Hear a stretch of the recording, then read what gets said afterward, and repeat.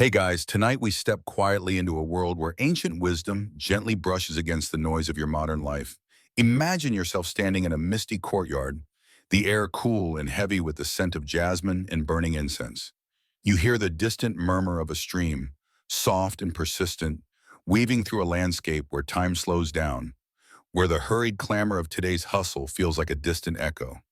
This isn't just any story, it's a mirror held up to your restless soul. You can learn a lot from this story, especially when life pulls you into petty battles and endless scramble. So before you get comfortable, take a moment to like the video and subscribe, but only if you genuinely enjoy what I do here. Drop a comment with your location and what time it is where you are. Now dim the lights, maybe turn on a fan for that soft background hum, and let's ease into tonight's journey together. You walk slowly along a narrow path flanked by towering bamboo groves, their slender leaves whispering secrets to the breeze.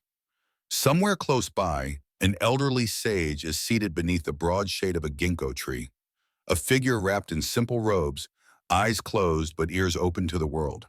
This is Kong Tu, the ancient master whose words have drifted across centuries, teaching the art of living, not through conquest or shouting, but through the quiet strength of restraint. He once said, Ngui Kun Tu Kum Trin Zhen, which means, the gentleman does not compete or quarrel. You might scoff at that now. How can peace come without fighting for what's yours? But let's not rush. Imagine you are that gentleman standing at a crossroads where others push and shove for scraps. The air is thick with tension. Faces flash with greed or frustration, hands twitching towards the next prize. Yet you remain still, breathing slow, your mind steady. In this scene, the Quan Tu is not just a man, but a symbol of integrity and patience. You notice the smooth stones beneath your feet, worn by countless feet that pass before you. Each step a lesson in humility. To not fight doesn't mean to be weak. Rather, it is the wisdom to know which battles matter and which only drain your spirit. As you watch the crowd erupt into noise, voices raised and fists clenched, the gentle sage beside you smiles faintly.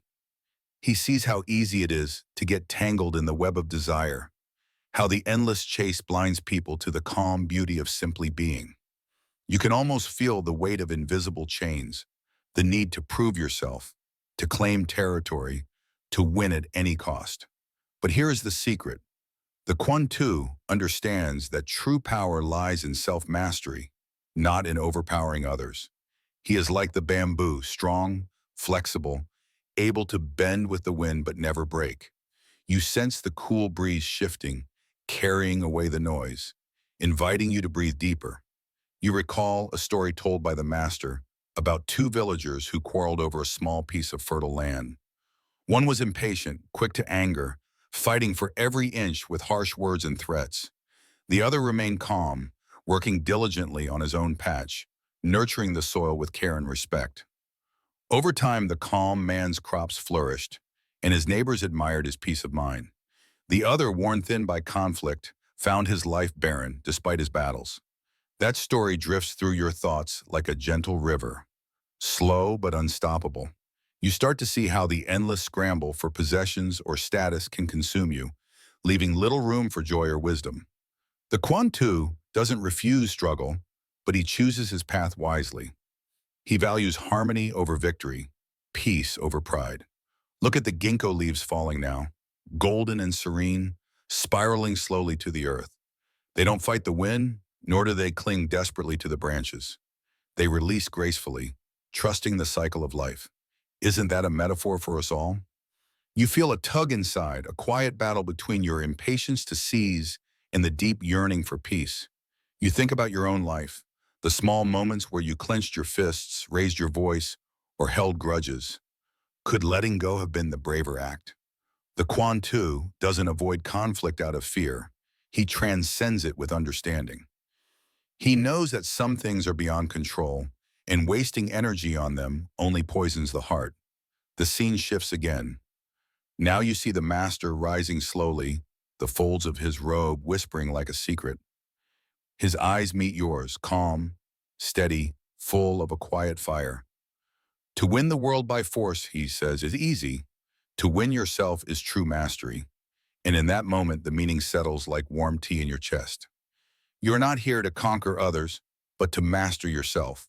The petty fights for status, for power, for fleeting approval, they all dissolve in the face of that truth.